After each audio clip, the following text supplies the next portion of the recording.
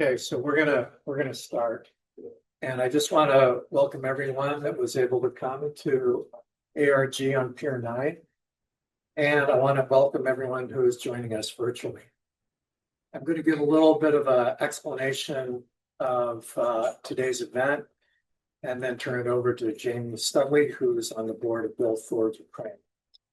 So this event is sponsored by Build Forward Ukraine, which is a 501(c) nonprofit formed to support recovery and rebuilding in Ukraine.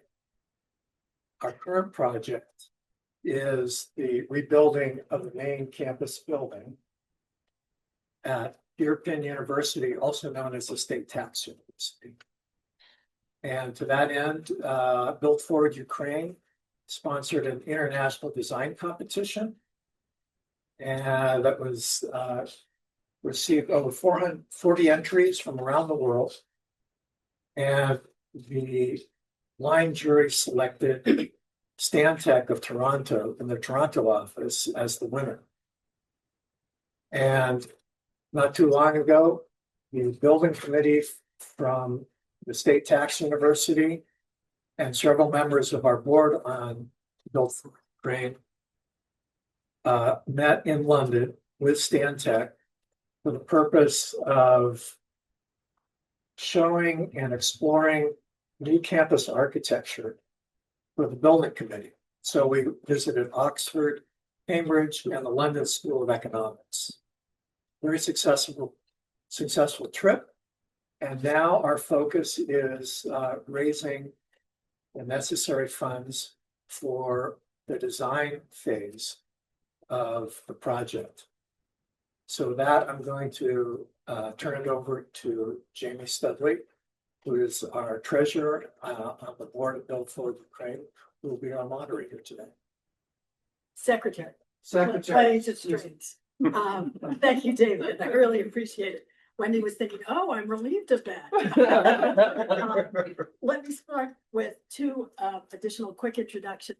Wendy Hillis, also on our board, and Margie O'Driscoll, the Chief Executive Officer, and even more importantly, the Chief Inspiration Officer for BFU. Thank you all for being here, and thanks to the folks who are online watching us by Zoom. It really is wonderful to be with you today. My background is in the higher education side, not the architecture and construction side. I was Deputy Undersecretary of the U.S. Department of Education and President of Skidmore College. So we round out on our board and in this panel a variety of different experiences. Let me briefly introduce the three distinguished gentlemen who are going to be providing you with a wonderful background on different dimensions of this topic. And then we'll dive into conversation, but we also look forward to conversation with you. Alphabetically is the only way I could do it because they're all so valuable in this partnership. Yuriy Gorodnichenko is professor of economics at Berkeley. He's sitting in the middle. Oleksii Khorosh is the Deputy Consul General for Ukraine, based here in San Francisco, and has been a wonderful partner for BFU throughout this evolution. And Andrii Lakshtanov is a BFU board member as well, and works for Hilti in product marketing for Eastern Europe, including Ukraine. He is here to run the San Francisco Marathon. We wish you all the very best. I'm glad this is part of your training enterprise. And we want to welcome his wife, Anna, who has been here before with us as well, to cheer him on here and very excited. Our purpose today is to deepen our understanding of the present and the future for Ukraine and the context in which we are all in our various ways planning for rebuilding on multiple levels. The democracy, the economy, and the specific project of rebuilding the State Tax University, Ukraine's public administration university. Like our friends in Ukraine today, we're living with hope and also realism as we look to the future that is by definition unknown. That requires all of us doing this work to be informed and nimble, analytic, realistic, adaptive, and open to possibility. I'm going to start on the day-to-day human level. We who are watching the news, interested in this topic, We see on the one hand pictures of profound destruction and loss in Ukraine, and at the same time, Margie has sent around pictures in Kyiv of settings that people say, "Oh, is that Paris? Is that Barcelona?" No, that's Kyiv today. So we know that our colleagues and friends in Ukraine are living this both. Andrii, could you just give us a bit of a personal picture of what you see on that daily contrast?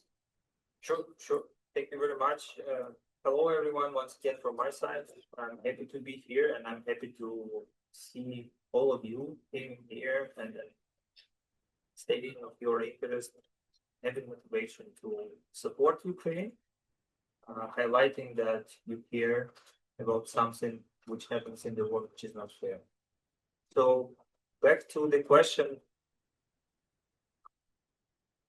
This is the 50th year of the war. So, of course, the reality shaped to the different normality of.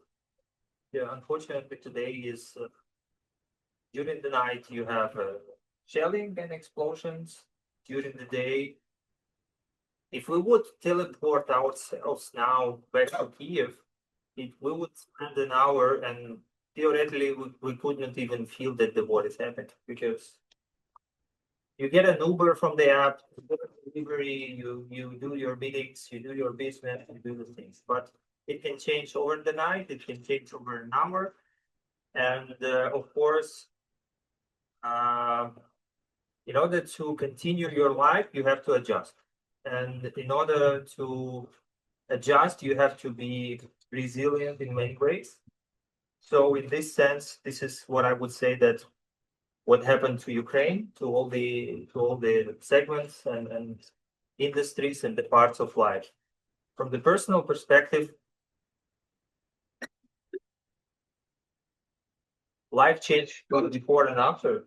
So a lot of the things changed, but as you can see, we're also trying to continue living, and I'm here for the marathon with a good reason. And yes, I'm not prepared to the 100%. I was aiming to be prepared as much as I could, and even with all of that, even with all this reality, as an example, I could find some time to train. I could find some time to, focus on some things not related to work or not related to safety. So, yeah, this is something like that, and maybe we'll come back. Yeah, keep moving forward. Thank you. Let's broaden our aperture for a bit and ask Oleksii, what would you like us to understand about the political environment in and affecting Ukraine? That's the central part of what you do in the Consul General. Thank you, Russian. Hello, everyone. I would say that the consulate is dealing with a lot of different bubbles, with different stories, with different people. So usually we start from that. We have to say that the war is still going on. Not all Americans know that. It was like 1,612 days already full-scale war, plus 8 years before that of not full-scale war. And this is the reality we live in. We have to deal with media, with people, to tell them this. And of course, sometimes it's in English, sometimes not. It depends on the situation. The flag at the consulate is something of the Staff. Yeah, constantly. Because I'm the person responsible for the flag, for example, and I have to put it up and put it down. So now every day is there, because this we have the special document with a lot of numbers, like 15 pages of data. Like, did you know that last autumn Russia destroyed 8 kilowatts of our power of our energy? Did you know that Russians captured 20,000 kids? Did you know that in June they killed 260 civilians. It's approximately 9-10 civilians every day. So we have 15 pages of these numbers, and my task is to bring this data to the audience, even if they don't want to hear it. We can talk about the airplanes flying around. When we get the delegations coming from Ukraine, people usually are afraid of. I think that Andrii and his wife, they don't feel safe right now because they hear the sounds of like, "Hey, what's that? Can it kill me?" So the situation is quite hard in Ukraine. But if we're talking about the political level, about what's going on in with relations between Ukraine and the United States, I would say that when I was born in 1981, it was pretty simple here in the United States. USSR is the enemy. It's like the bipartisan issue that almost no people were challenging that position. But today, if one party is supporting the country, then it's a good differentiator for political. Hey, okay, you're supporting them, they're bad guys, and vice versa. So for us, like for Ukraine, for the country, one of the biggest challenges today is to get this bipartisan support back. And currently, for example, Ukraine is watching constantly what's going on with Laura Loomer, who's a big supporter of Donald Trump and MAGA, and she has 2 million followers. And these days, she's in Ukraine. She has a tour. She's meeting with President Zelensky. She made an interview, and this is very important for us to communicate with both sides. So to get the support we need, we have to do impossible. We have to unite the United States and to unite the supporters of both countries, both parties, and to get support from the European Union, we have to unite the European Union around something. If we need to get support from G7, we have to unite them. So it's quite a lot of on the plate of our country, but we have no choice. At the same time, we get some support from national organizations. We have quite a lot of interest from the companies, from the businesses who want to do business in Ukraine, regarding rebuilding. So I think probably I'll come back later and talk a little bit about it. Yes, that is a tall order, and it all falls on your plate very directly. That's an interesting way to put it. Yuriy, you are looking deeply at what it will take to rebuild Ukraine on a number of different dimensions. We talked about economic, fiscal, systems, policy, and the human behavior that affects the economic future. Can you help us understand how the war has affected the economy and what you're looking at in terms of the democracy and nation building? Yes, thank you for having me here. One big lesson from Ukraine was that after the war started, the effect of it was very uneven. Some parts of the country were almost entirely destroyed, some are relatively safe. We see massive reallocation of resources across geographies, across industries, across occupations. And one thing which was striking was that, if you're market economy, if you're a democracy, it's a lot easier to do, surprisingly, because people respond to incentives, they respond to price signals. As I guess one indicator of how quickly inflation can happen. Russia destroyed Ukrainian refineries almost in the first months of the war. So basically, no gasoline is produced inside Ukraine. We never had a shortage of gasoline. But you look at Russia today, you hear all the stories. We never have anything like this. Why is that? It's because we have this decentralized decision making where the market economy, this marvel of modern days is helping us to adapt to this. But being an economist, I can't resist mentioning some numbers. Various estimates suggest that the damages in Ukraine are astronomical. We look at maybe $600 billion according to the World Bank estimates. My estimates suggest something more like $1 trillion. So every day of the war is roughly $1 trillion. That's the price tag. And this is a sign of, I would say, blood, sweat, and tears. But another way to look at this is to say, well, this is an opportunity. So this is how much money is going to be invested. We build cities, we build bridges, we build human capital, and this is why this kind of projects, when you build a university, where you not just give a building for this looking, also create human capital, you attract people back to Ukraine. This is why it's so vital for the reconstruction. We're going to come back to the question about human behavior and how that return will affect people. Would you, Andrii, for a moment, pick up some of that thread of the planning and construction?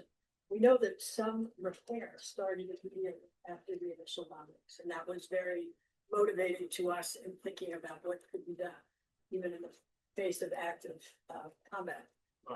As you look ahead, could you speak a little bit to the resilience that you talked to us about and what it might take to resume building, what the challenges, but also hopefully. Yeah. So I'm gonna try to link it to some of the statements that were done just now. Summarizing the previous answer, what is the life in Ukraine now? So very practical and very simple to the ground statements. Is there a curfew? Yes, there is still a curfew hours in Ukraine on the 5th year of the full-scale invasion. For the right thing that was mentioned here. We count from 2022 as a full-scale invasion, but actually the war started 8 years before that. So territory of Ukraine is quite big. Ukraine, one of the biggest countries of Europe. So we can also imagine that the situation in the east is very different from the situation in the west. It's important to say because it affects a lot of things, including construction, but obviously not only.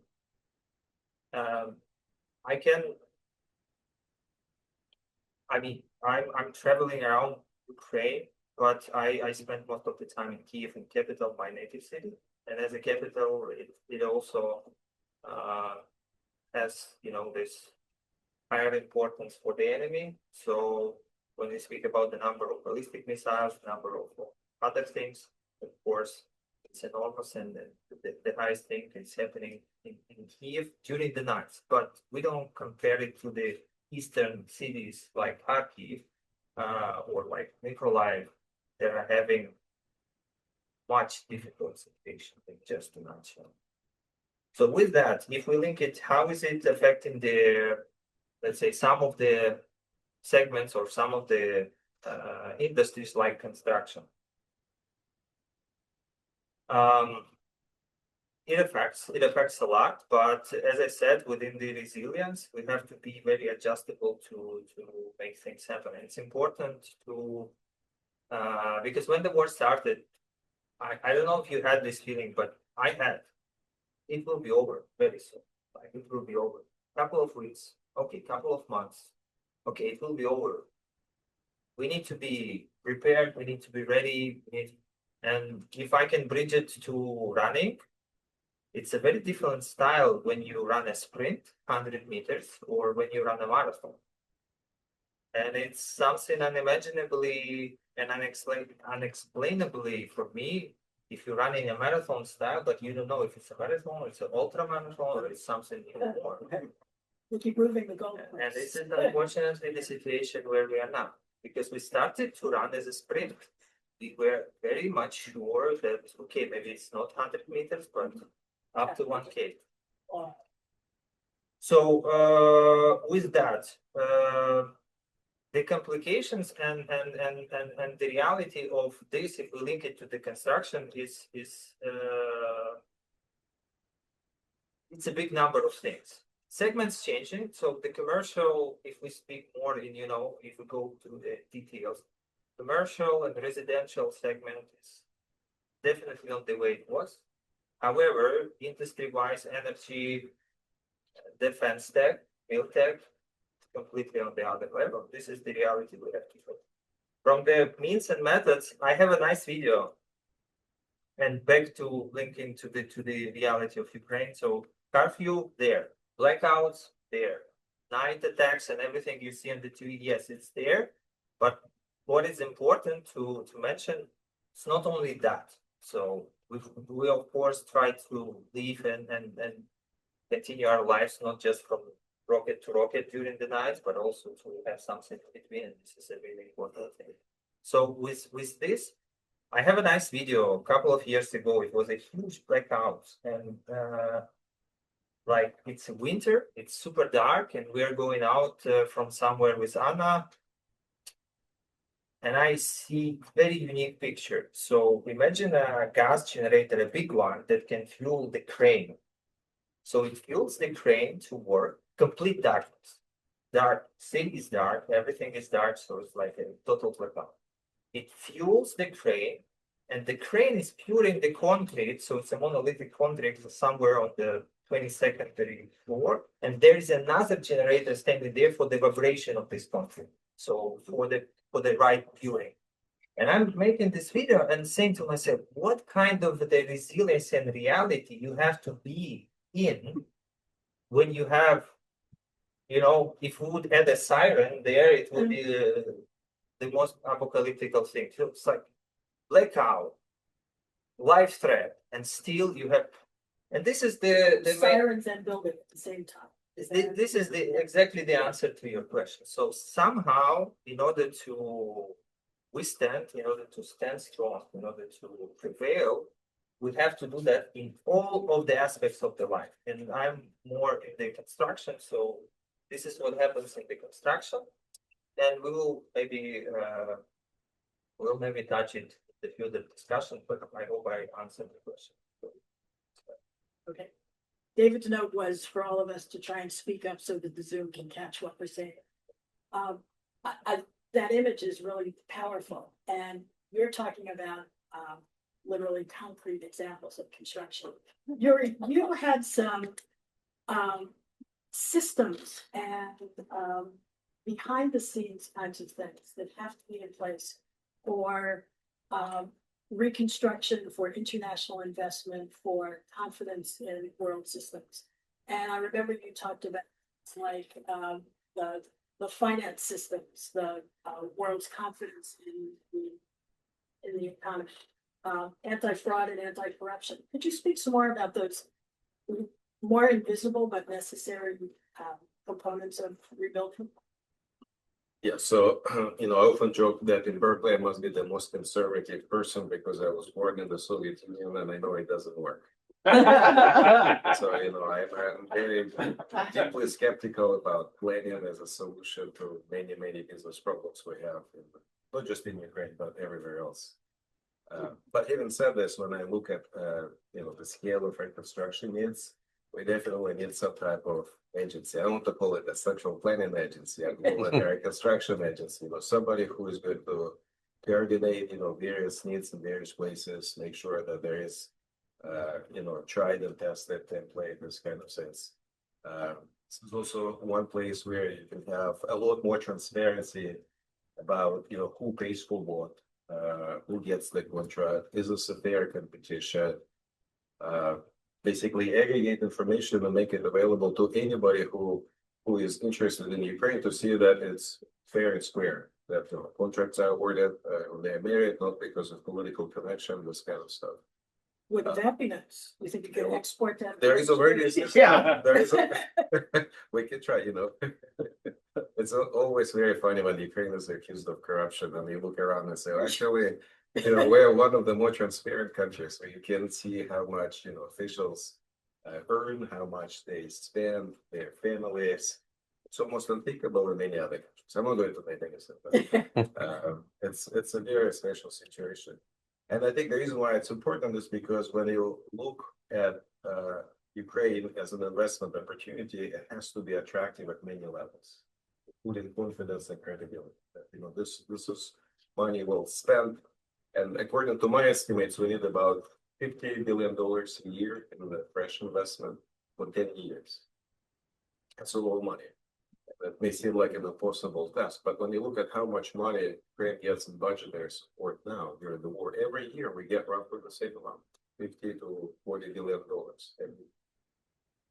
So we can learn a lot from what has been already happening here, how you organize by doing in this agency, who's going to run it. And that's a valuable lesson. And I hope, these lessons will be implemented at their strategic stage. There's a theme I promised to come back to, and that's the question of the people of Ukraine, some of whom are in the same place they were at the start of the full-scale invasion. Some have moved within the country, and some have left. When we went to London, it was very noticeable as our group traveled around London, Oxford, and Cambridge, that we were meeting Ukrainian students in those cities. We were discovering and figuring out some of the language on the menus that our waiters and servers were Ukrainian. And we quickly got over the language barrier of the menu, but we just discovered how many Ukrainian countrymen and women were there establishing lives in Britain. And we know the same is true here in the US. So I'd like to ask all of you, let's start with Oleksii, how you're thinking about the dispersion that's taken place and the potential for return. Each of you has a different dimension of that issue. I think we have pretty common vision of that, because it's like a huge problem. It's a really huge problem, and it's kind of an opportunity. If we're talking about the demographic problems, well, maybe Yuriy can give us more numbers, data, but a big chunk of our people was forced to move to other countries. Those countries doing a lot in integration of those people. Well, basically they have, hey, welcome, learn our language, be our taxpayers, help us open new companies, good guys. So it's good for those countries, but it's not always so good for Ukraine. But at the same time, those countries are hosting our people. They're making sure that those people are safe, more or less, and it's kind of a deal. But mostly it's a problem because we don't have enough workers, we don't have enough teachers, we don't have enough medical people who are working in hospitals, and most of them, well, we lost the best ones. Well, not the best ones, but those who are Ones with the skills. most competitive, who maybe know some languages or flexible and eager to do something. So as for now, we lost a lot of people, but we don't know, for example, what will we have this autumn, what will have this winter. If we will have the same situation with the power and the heat, probably some people will continue to leave the country. At the same time, it's an opportunity because all those countries, all those nations are reaching us, our people who communicate, who sometimes come back. And one of the biggest tasks for us as a government is and will be to bring those people back. And there's an interesting example in our national youth soccer team. We get 4 players who came from different countries, the Ukrainians, but some of them even don't speak Ukrainian language because they've been abroad for 4 years. But now we're giving them the opportunities to play for their national team, and it's a valuable thing. So they're coming back, they play for our team, and we have different kind of players now because they trade in England or United States or other countries. So they have different perspective, they know languages, so they're different now. So I think this is quite an interesting illustration of the potential of the efforts which we have to make to bring them back. but also we understand that we got 4, but maybe 20 are playing for other countries. But I think maybe my colleagues have more. Yes, let's keep that going. That's an interesting set of perspectives. You know, we have 6 million refugees outside Ukraine, 4 million internally displaced people, IDPs. You know, it's always a tragedy. You have to abandon your home, your job, family. Very difficult. But there is also a silver lining in all of this. You travel to a different country, you learn a new language, you find new friends, you learn a new trade. You know, very likely you will return to Ukraine. I remember there was this wonderful, line from one of the U.S. presidents saying basically that you can be born anywhere, come to the U.S. and become an American. It's not true in many other countries. You can be born in Ukraine, you travel to Germany, you will never become a German or true Frenchman or true Italian. And this is important because for ambitious people who want to grow, at some point they're going to hit this last ceiling. If you're not a true German, if you're not a true Frenchman, your career opportunities are going to be limited. I'm optimistic about the long-term success of Ukraine. I think it will be a country of opportunity for many, many people. This will be a big magnet for people to return to Ukraine. You have this opportunity, you can grow, you can become somebody who will never be able to become that in another country. And obviously, when you take a survey evidence, when you do polls and ask people, what does it take to bring you back to Ukraine? You know, obviously, the number one concern is security. And, you know, this group can't really resolve this. But, you know, the number two concern is jobs. And this is something that we can do. Another one is housing. And, you know, this group is uniquely positioned to address this issue. And again, in the context of STU, you know, you have a building, you have jobs, you know, you have you give so many reasons for people to return. We will see what will happen. You know, many people are very uncertain, and that's nature because who knows what will be the terms of the peace in Ukraine. Nobody knows for sure. But you know, if we look at the fundamentals, there is like an internal magnet to return to Ukraine. We can work on jobs, we can work on homes.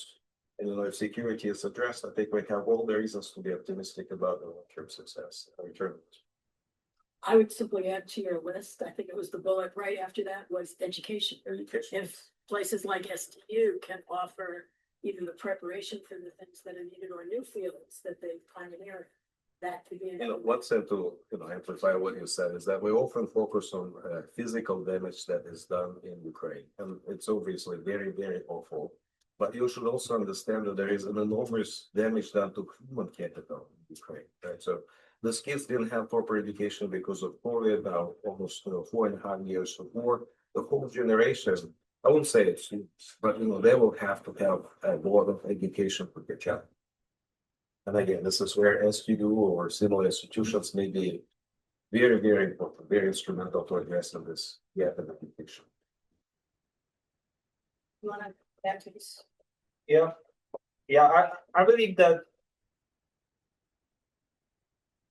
speaking about reconstruction, I don't think about construction itself. I think about people.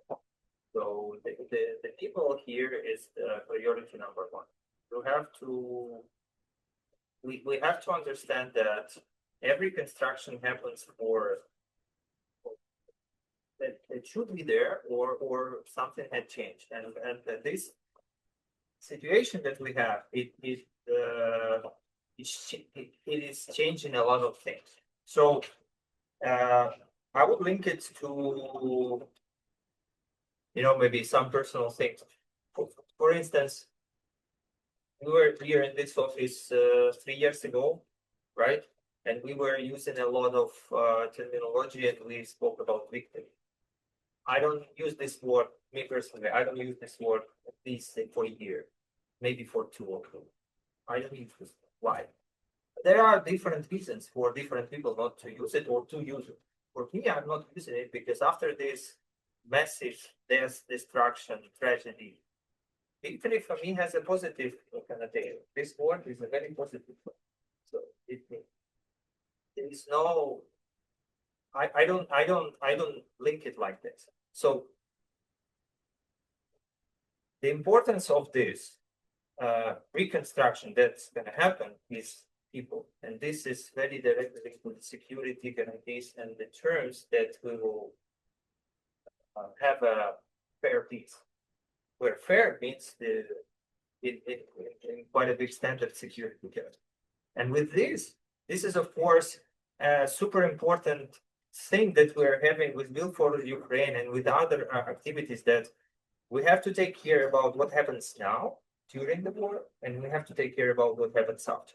So that's important and very much crucial that we maintain the cycles of educational, labor, etc., processes even now, because 5 years of the full-scale invasion.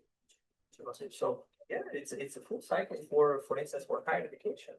So in order to, that's why project like we have with STU is super important, because these are the servant of national fiscal systems, the gratitude of the university. So and for that reason, this is a crucial important function for the country, and for that reason, this is an example of how this generation or this particular activity is super important and affecting the whole country process. And we have many of these more. So if I come back and make just a final statement regarding this topic from my side, reconstruction is super important. We work for that, we envision that, but I would split it into what we do now for the construction to maintain it, because we're still running this marathon, and you still, need to continue running.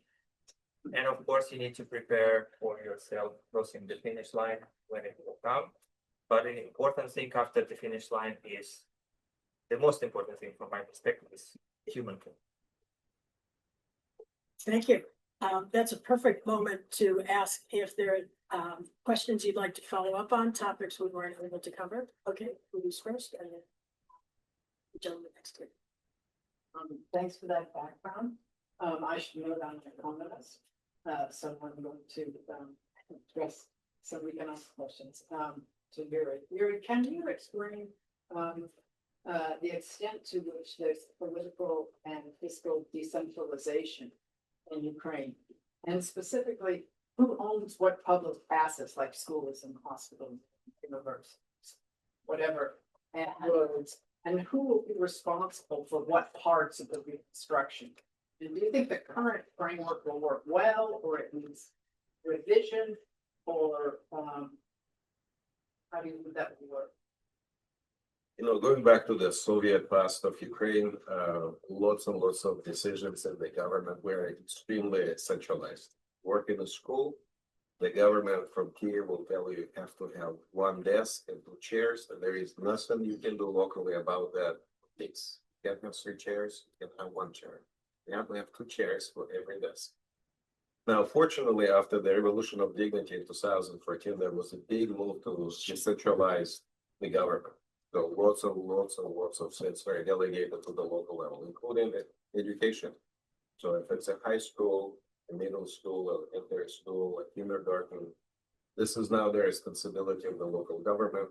And the local government now has not just responsibilities, but also fiscal resources to pay for this. And if you don't have enough revenue locally, you will have a transfer from the central government to say, well, you have to have enough dollars, enough revenues to fulfill your obligations. Now, at which scale the reconstruction should happen? We had an interesting discussion with Tony. Is this like at the national level, or the local level? I think he convinced me everything is local. And so, when you look at schools, like a high school, it has to be a local construction. It has to be a local project, because ultimately these people are going to have ownership of that place. And if you build a school there because some sponsor or donor says, we want to put a flag on this place, it's not going to be sustainable, because the locals are not going to value this. They have to have skin in the game. And that's why I think, the local element is going to be extremely important. Having said this, I still think, there has to be the central agency, planning agency, because there are economies of scale. If you have to have something done cheaply, you have to have Something that is going to be fairly typical, fairly standardized. Otherwise, it's going to be very expensive. For example, one statistic I learned I didn't know before was that in the US and in many other countries, the local governments are responsible for their public transportation system. And the buses in San Francisco are not going to be eligible to run in Chicago or some other city, which is crazy because, the buses should be, more or less the same. It's also true in Ukraine that, every different city has, a different standard for a trolley or a bus. This is making reconstruction very expensive. You have to have more standardization. So I see, there is a tension here. Do we want to have a centralized or local? Some skin in the game has to be local, but there also has to be some supervision from the central government.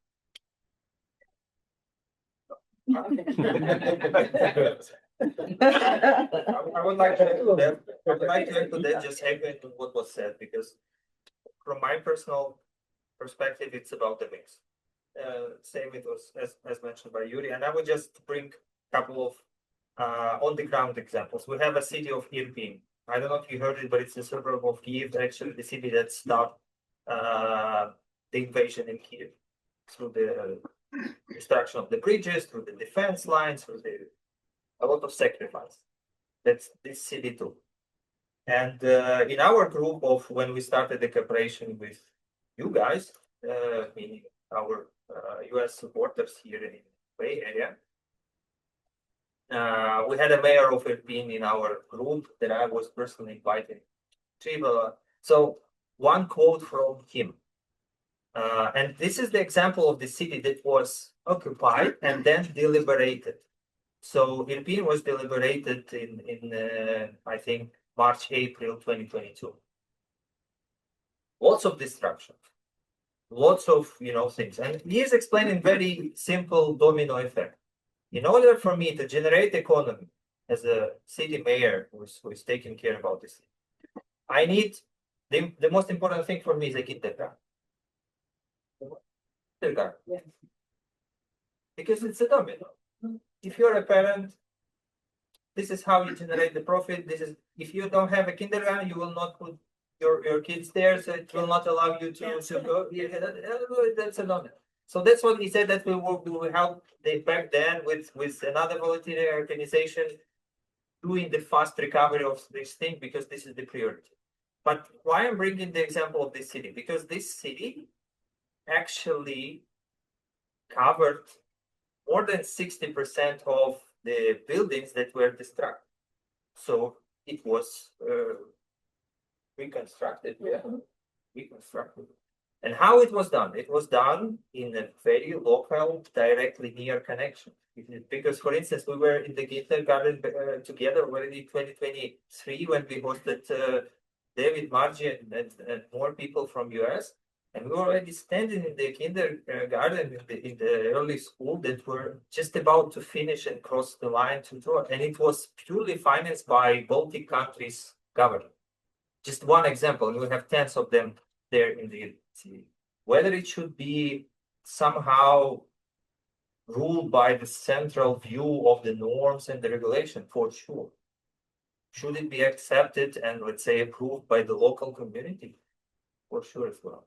So just covering this speech, yes, it's about the mix. That's my opinion. And one of the good things that we talked about in preparation for this was how many different organizations and individuals and foundations and countries want to help. And to what extent is that organizable? And it's obviously positive, but to what extent is it also distracting, duplicative, inefficient? And how, looking partly at Oleksii, how do you take that energy and move it forward and not have it dissipated or wasted on inefficiencies or duplication? I don't know if any of you want to speak to that coordination, because it's a positive that there are so many, but it's also a challenge for him and their offices to support all that energy and put it to good use. I would say that because we're based here in California, we're trying to connect to different, like I call it bubbles, different kind of people, different markets, and to have a lot of connections with Ukraine. So when something is coming up, we know that it's coming up. So we know that we can connect them with the right people and make sure that those people know that something is going on. For example, every year, well, this will be 30 years in a row. There is a delegation from California, state of California is under the governor's office, Berkeley's that's Office for Economic Development. They're organizing a business trip to Poland to Rebuild Ukraine conference. They've been there 3 years ago, well, about 2 years ago in Poland only. Last year they've been there in Poland, and they crossed the border and they went to Ukraine to live. And this year they're also doing this. We organized a partnership between the state of California and the region of Ukraine. So our governor was hosting them last year, and they have constant chatting, constant emails coming that way. So we know that something is going on. So our task here is to connect all those people to make sure they know about what the situation, what do we need, and so more. So we here to to host those connections. But of course, we're a free country. This is also a free country, so you can just go to Ukraine and you don't have to to report about that. But if you do, it's good because we know that you're going there. So we make sure that you should meet Andrii, or you should meet city mayor, or you should meet a very special guy. Kindergarten teachers association. Or Tom, what's his name? Tom Poston, for example. Like, if you're doing something about education and building in the United States and Ukraine, and you don't know Tom, and you don't involve him, probably you're losing something, because he is like a source of information. So we know Tom. We met him for several times, right? So this is our job as diplomats to be in those information movements and for in those tracks to monitor and support. My first job ever was as a switchboard operator, and I often think that many of us are still in that role, in that business, much further along.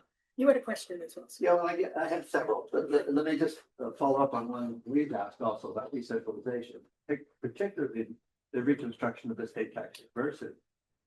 So it's a national interest and a local interest to it, and probably intermediate as well. But can you be more specific on what would be the flow of funds, for instance, for the reconstruction of specific buildings at the state tax university? And how is the local skin in the game going to be expressed?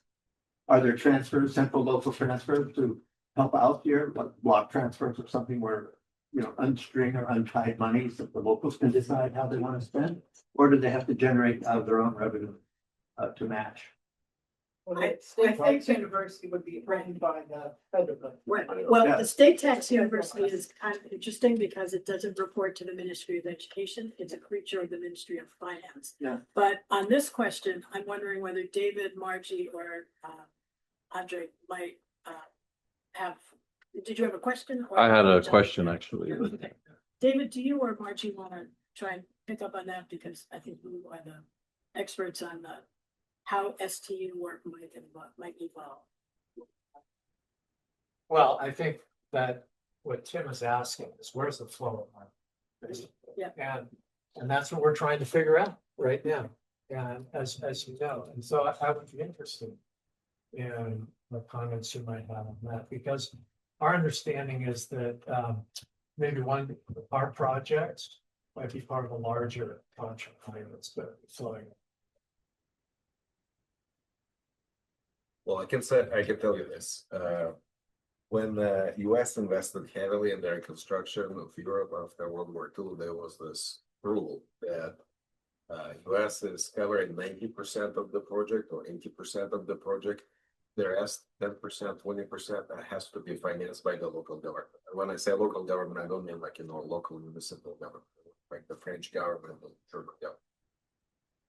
I imagine something like this is going to be worked out in the end as well for Ukraine, that, some fraction of money has to come up, it has to come from the local authorities. Otherwise, again, going back to the skin of the game argument, you can have a lot of waste, very little interest from the local authorities to really own whatever project you have there.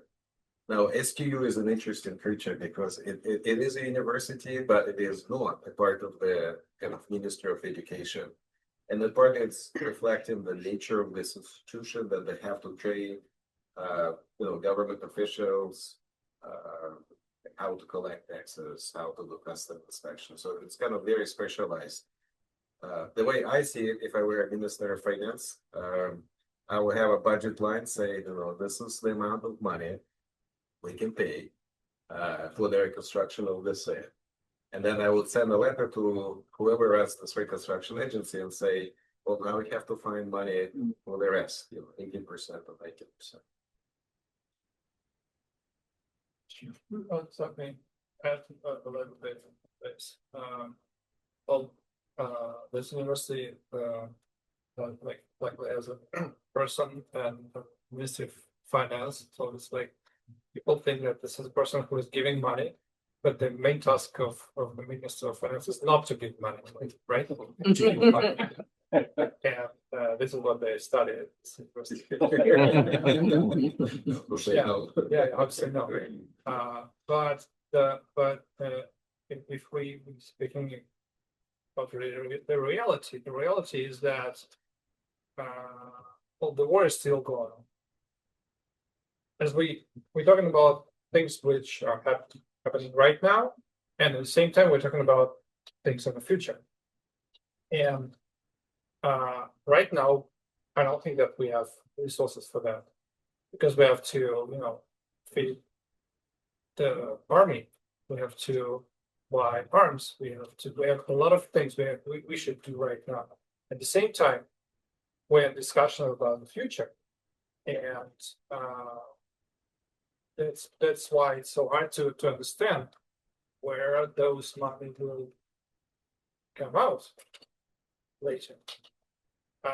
So I think that the most important thing we can do is just to focus on what we can do today. Can we make the design of the university? Can we make the documents ready? Because when the day when it will be the day, or I don't know, or picture day, or the day when let's rebuild. If you have a full project, fully investigated, if you have all budgets, if you know what they're going to do, it will be much easier for you to do it, rather than like, okay, let's think about what should we do, what should we build here. So currently we just have time and people who want to help, and I think that the most important thing right now is to make sure that the designing process is covered, all the calculations are there. We understand that the city is there, that we have enough people, we have enough students. So I think this is the most important thing right now.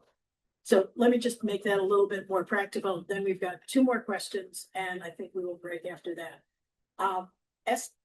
BFU, Build Forward Ukraine, is working on exactly what Oleksii is describing, the planning that we can do right now, the gathering of the ideas, the looking at the educational program at STU and how that should inform the physical reconstruction that we are able to do later. Thinking about how to engage with the community so that we plan not just for the needs of the university, but also serve the city as a whole, and what its cultural and public affairs activities could be supported through the university. That is a relatively modest but important function to keep this conversation going, so that we are ready for the later conversation, which is how to do the brick and mortar to make that vision come alive. So we are working to sustain our BFU enterprise to be able to fold into that and create that thoughtful conversation and that readiness. The construction funding will come from some other more complicated source. You had a question, I think, from online. Yeah, we have an online question from What? Clay. How cool. Yeah. So Clay asks, the group to attract outside companies to invest and operate in Ukraine. Do you need assistance with energy planning and implementation of a reliable, efficient, secure, and hardened energy infrastructure to support commercial growth? Is the answer to that yes? Yeah. Anybody wants to take that, Andrii? I would like to. Yeah. So short answer would be yes, definitely. A little bit longer answer would be this is the part of what now actually makes it super complicated to plan reconstruction, even if we imagine that the funds are there. So first is security. We spoke about it, I will not come back to it. Second would be labor shortage. It is there. I don't want to touch the demography topic now because it's not a positive. We touch it a bit, but I believe very bit. The scale of these issues. And the third would be actually this thing that I believe this question is connected to, and this would be the technology and also certain, let's say, legal framework that we need to have and create to the country to be very inclusive to the other companies and to the other means and methods and experience that will come to the country. And I believe have to come to the country once the situation will allow. So current construction inclusivity of Ukraine is not the best. If you would like to come and work there and to create a company in Ukraine, you will have to follow all the rules. So we are definitely super interested in to have this experience of Clay.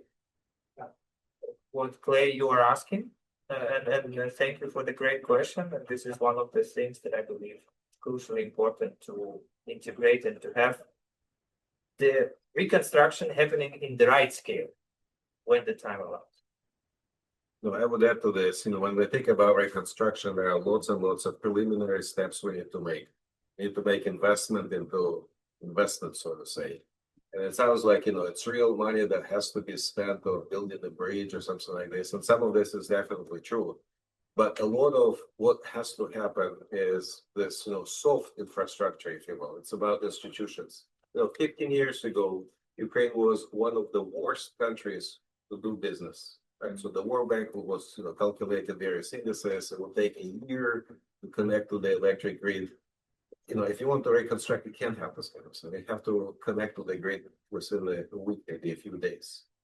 Now, why does it take so long? It's not like most of physics are telling you it takes a year to connect, yourself to the grid, right? It should be very fast. Why? Because we have this regulation out there. Some of this is reasonable and everything, but we have to have a fast track. If you're a build something, there has to be a way for these people to connect to the grid quickly and have secure access and everything. Now, can this be done during the war? Absolutely. It's not like you have to make a massive investment in fixing this issue. Other things like this, there too, like labor laws and so on, where it takes forever to fire somebody who is not performing. It shouldn't be like this. It should be a much leaner system of labor market. You're talking about a very local set of issues at the same time. One of them, like San Francisco, New York City. I've got a follow-on question from John online, and that is, what expertise do you need from private industry? Are there expertise from private industry that could come out of Ukraine and give benefit?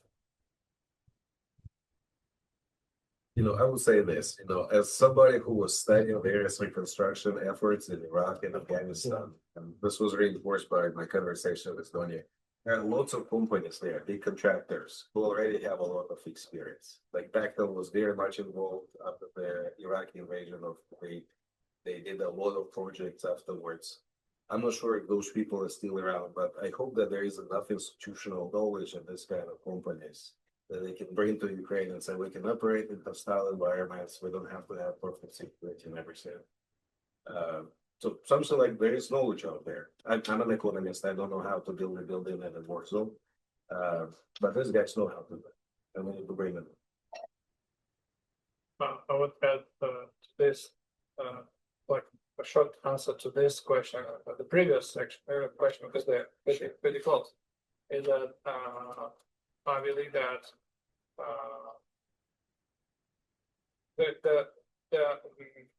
the great thing which you can do is you can actually join this delegation, which is coming to Poland and Ukraine, and you can choose. You can go to Poland only if you have security issues around it, or you can go directly to Ukraine and meet people there at that conference under the together with your governor's office.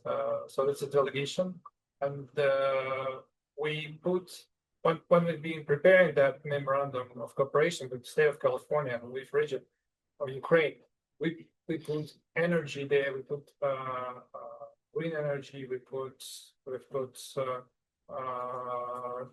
new technologies. So it was a priority for Ukraine and it was a priority for California, because this is the point where our interests are very, very close.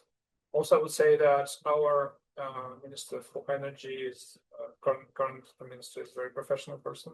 I know that he's doing a lot, to prepare our country to the next winter. I know that there are a lot of projects around that. Not all of them, I can share you the details today because Russian spies are everywhere.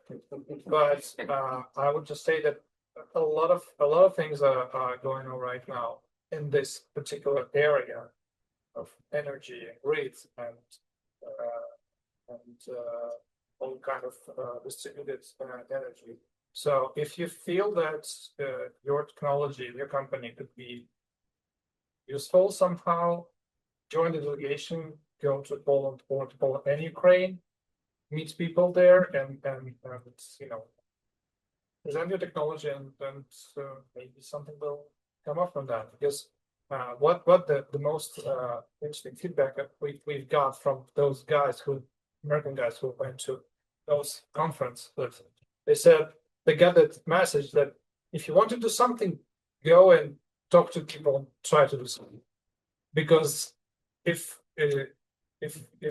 big reconstruction will come up later, it will be too late for you. If you want to do something, just put your skin in the game. Coming to Poland, it's not that big problem, actually. Last question. Yes, actually, first to Yuriy, I keep thinking when you mentioned this centralized reconstruction agency, try to think of equivalents here when we give a person or a grouping of people extraordinary government powers to do something like fight crime or trafficking or something, and they're usually given the title of czar. And Ukraine will have to think of a different option there, probably hate to have you choose between the Soviet Union and the czar once again. But my question is actually about trust. My background in working in Ukraine has been security sector reform, so it's much more Ministry of Interior, National Police, SBU, sort of reform of these structures and addressing this other background of revolution of dignity, right, which is trust in institutions and trust, anti-corruption being a part of this, and the well-functioning of these institutions, and obviously Zelensky being elected even as a outsider to bring trust into the system.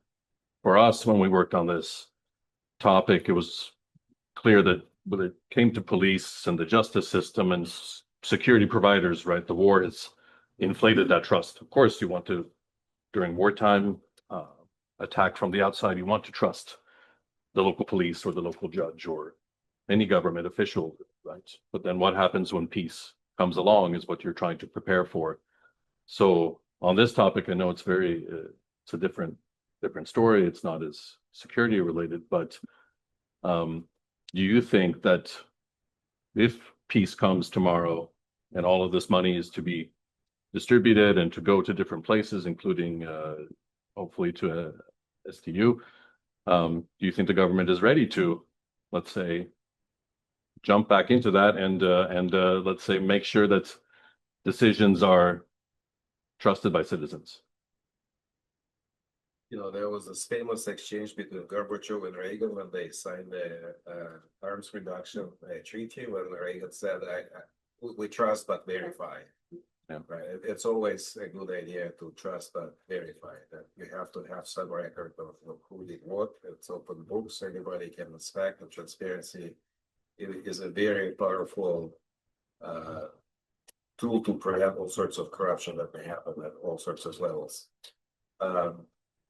You know, when you look at how people think about, you know, court system and the like in Ukraine, obviously there's a lot of concern and skepticism.